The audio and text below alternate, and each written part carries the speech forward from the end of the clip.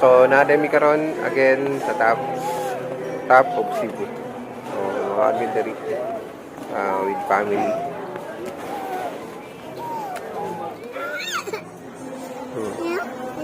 Meow meow.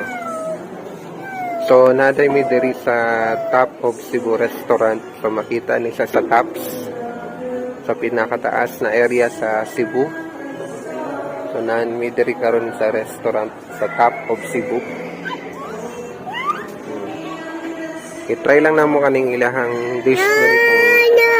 Sensa na ako medyo saba kaya ako ang anak kids kay saba kayo.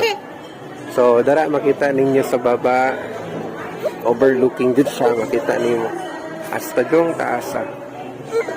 Nasa sa top. Nami karon sa tops, nasa Cebu. Makita.